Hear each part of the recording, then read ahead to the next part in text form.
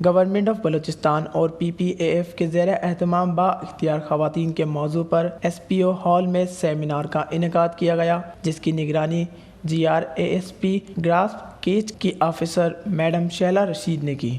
Programme میں assistant commissioner تربت حسیب شجاع نے مہمان خصوصی کے طور پر شرکت کی، جبکہ اعزازی مہمانوں میں تربت یونیورسٹی کے پروفیسر، خواتین پولیس تھانہ تربت کی SHO اور محکمہ صحت کیچ کے نمائندوں نے تعلیم، صحت، زراعت، لائیو اسٹاک اور معاشرے میں خواتین کے کردار اور مسائل پر اظہار خیال کیا کہ کسی بھی ملک و قوم، معاشرے اور خاندان کی ترقی اور خوشحالی با اختیار خواتین سے ہی ممکن ہے۔ خواتین کو کاروبار سمیت معاشرے کے تمام سرگرمیوں میں شامل کرنا چاہیے۔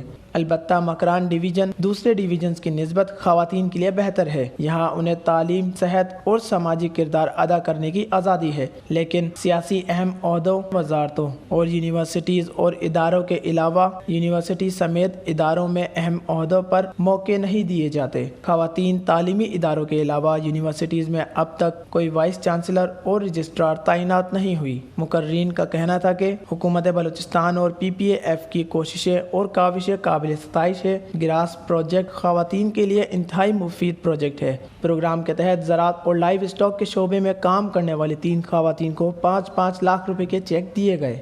Wash news, catch, Balochistan.